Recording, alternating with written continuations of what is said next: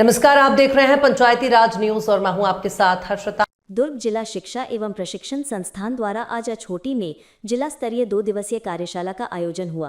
कार्यशाला के मुख्य अतिथि स्कूल शिक्षा मंत्री गजेंद्र यादव रहे। उन्होंने अपने उद्बोधन में नई शिक्षा नीति में शिक्षा के साथ कौशल उन्नयन पर बल देते हुए कहा कि आधुनिक परिवेश में गुणवत्तापूर्ण शिक्षा के साथ कौशल आधारित प्रशिक्षण ही विद्यार्थियों को रोजगारोन्मुख बनाएगा। अछोटी स्थित डाइट भवन में आयोजित कार्यशाला में शिक्षा, ग्रामोद्योग एवं विधि विधायी मंत्री गजेंद्र यादव ने व्यावसायिक शिक्षा की चुनौतियों व संभावनाओं पर कार्यशाला में शिक्षकों से विस्तृत चर्चा किए। उन्होंने कहा कि रोजगारमुखी शिक्षा और आधुनिक कौशल विकास को पाठ्यक्रम से जोड़ने की दिशा में ये कार्यशाला एक महत्वपूर्ण पहल है।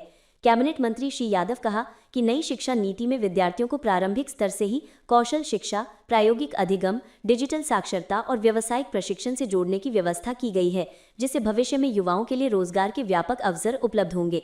इस अवसर पर प्राचार्य डाइट श्री पीसी मरकले, डॉक्टर शिशिर कला भट्टाचार्य, श्रीमती संध्या शर्मा, डॉक्टर नीलम दुबे, डॉक्टर HK साहू सहित शिक्षक गण उपस्थित रहे। जिस तरह से नक्सलवाद के खिलाफ बड़ी सफलता मिली है, तो अब नक्सली मूव कर रहे हैं दूसरी जगहों में। स्वाभाविक है, जो मान है नक्सलियों का, जो गढ़ है, उस गढ़ में यदि आज वो लगभग समाप्ति की ओर हैं, उनके प्रमुख जो कमांडर हैं, प्रमुख उनके लीडर हैं, वो मारे जा चुके हैं या समर्पण कर लिए हैं शासन की योजनाओं में। माननीय विष्णुदेव साय जी प्रभावित होकर शासन के पक्ष में वो आ गए हैं।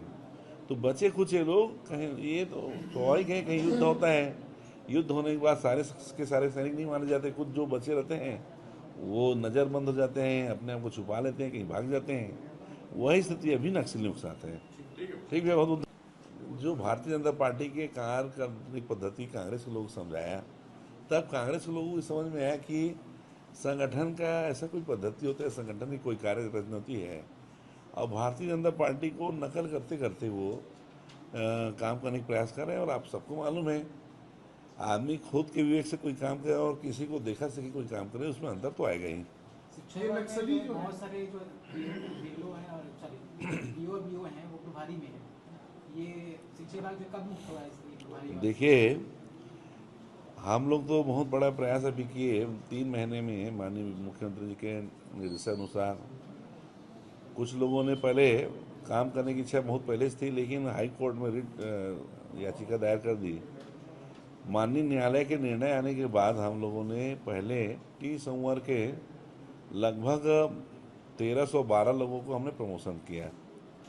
अभी काउंसलिंग चालू होने वाली 2 दिन बाद, वो भी माननीय उच्च न्यायालय के निर्णय के बाद, चूँकि किसी ने आपत्ति लगाया था, अब उसमें भी उनका मामला खारिज हो गया और शासन के पक्ष में निर्णय आए हैं।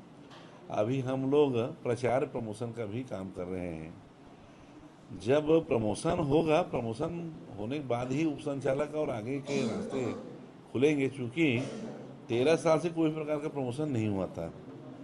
13 साल में पहली बार ऐसा हो रहा है कि हम लोग प्रमोशन कर रहे हैं। प्रधान पाठक से लेक्चरर में, लेक्चरर से प्रिंसिपल में, और प्रधान पाठक से प्रिंसिपल के रूप में।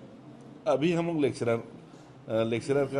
को प्रिंसिपल के रूप में प्रमोशन कर रहे हैं। जब प्रमोशन आएगा तो स्वाभाविक रूप से प्रभारी पद स्वयं खत्म हो जाएगा, उसमें पूर्ण रूपेण प्रिंसिपल ही उसमें पदस्थापित होंगे। पदोन्नति में ही इसकी जो आधिकारिक पोस्ट में है उनको उसी में पद में ही प्रमोशन दिया जा रहा है। देखिए, ये स्वाभाविक है। मैं एक उदाहरण दे रहा हूँ। जैसे कि 300 लोग ऐसे हैं जो प्रधान पाठक का काम करते थे, लेकिन उनको ऐसा प्रॉपर उनका पद नहीं था, लेकिन काम वही करते थे, पोस्टिंग वही थी। तो जो जहाँ काम कर रहे हैं उसको वहीं पदस्थापना देने से एक तो पारदर्शिता रहती है, दूसरी बात एक नया ट्रांसफ़र का जो दंश उस कर्मचारी को देना पड़ता है उसे बच जाएगा।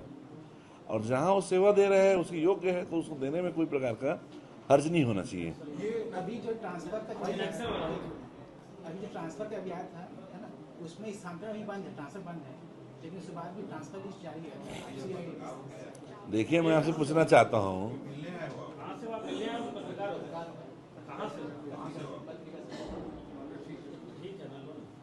भाई मैं पूछना चाहता हूँ, भाई आप ये बताओ, 2 लाख लगभग हमारे कर्मचारी हैं। ट्रांसफ़र लोग कितने लोग हुआ आप बता सकते हैं? उसमें बहुत 25-30 लोग का जारी हुआ था, उसमें आपसी तो सहमति और ये बताइए 26 लोग आपसी सहमति से हुए हैं उसमें।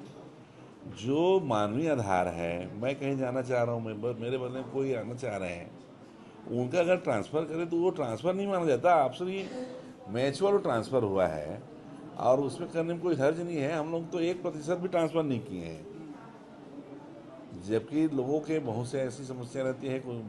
कई लोगों को स्वास्थ्यगत प्रॉब्लम रहता है, कई लोगों को पारिवारिक समस्या रहती है, कई लोगों को पति पत्नी समस्याएं रहती हैं, लेकिन उनको भी अभी हम लोग ट्रांसफ़र नहीं किए हैं। आने वाले समय में जब ज़रूरत पड़ेगा, चूँकि मानवीय जीवन सबकी है, आवश्यकताएं सबकी है, उसके अनुरूप काम हमको करना है। नमस्कार बंधुओं, कल माननीय सुप्रीम कोर्ट के एक निर्देशानुसार हमारे स्कूल शिक्षा विभाग ने एक पत्र जारी किया। उस पत्र के संबंध में कई लोगों के मन में कई प्रकार की आशंकाएं आ रही है, मैं उसको स्पष्ट करना चाहता हूं। पिछले दिनों हम सब जान रहे हैं, बलौदा बाजार में एक स्कूल में मध्याह्न भोजन को एक लावारिस कुत्ते ने आकर जूठा कर दिया। अब वो उसके कारण ये हुआ कि छत्तीसगढ़ शासन को लगभग 22 लाख रुपया हर्जाना के रूप में हमको देना पड़ा।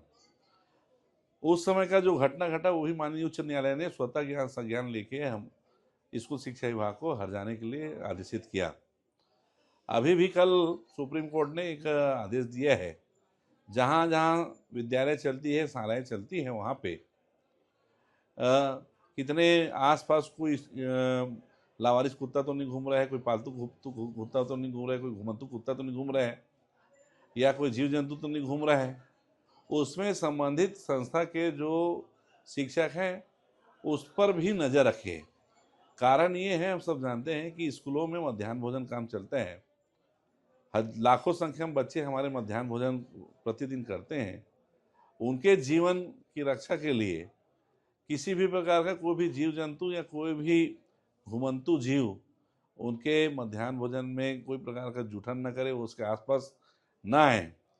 यदि कोई आसपास बड़ी संख्या में कोई लावारिस कुत्ते हैं जिससे उन बच्चों को हो सकता है कल कोई दिक्कत आए, चाहे मध्याह्न भोजन को जूठा करने का हो, चाहे उनके ऊपर अचानक बच्चे के ऊपर हमला करने का, अगर कोई भी ऐसा घटनाक्रम हो, उसके पूर्व ही संस्था के जो प्राचार्य हैं, संस्था के जो विद्यालय के प्रधान पाठक हैं, संबंधित कुत्तों पे नज़र रखते हुए अगर कहीं आशंकित हैं कि कहीं भी कुत्तों की संख्या ज़्यादा है और स्कूल के बच्चों के लिए खतरा है, तो वो संबंधित स्थानीय निकाय, संबंधित पंचायत या अपने उच्च अधिकारियों को उसका सूचना दे, ताकि नगरीय निकाय के डायरेक्टर के हो चाहे पंचायत विभाग के डायरेक्टर को माननीय उच्चतम न्यायालय ने निर्देश दिया है कि ऐसे स्थानों पे जहां शालाएँ लगती है वहां पे किसी प्रकार का लावारिस कुत्ते बड़ी संख्या में न रहे। ये माननीय न्यायालय का एक चिंता है, उसके लिए उन्होंने एक निर्देश जारी किया है।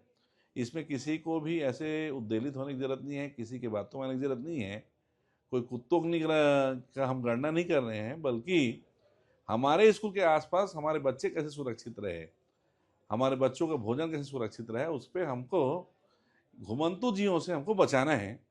यही हमारा उद्देश्य है। ये सब आपसे आग्रह है कि इसको किसी भी प्रकार की ऐसे मन में कोई शंका न लाए। चूँकि विद्यालय में हम पढ़ाते हैं तो विद्यालय की सब प्रकार की सुरक्षा की जिम्मेदारी हमारी भी बनती है, हमको उसकी चिंता करें, यही मेरा आग्रह है।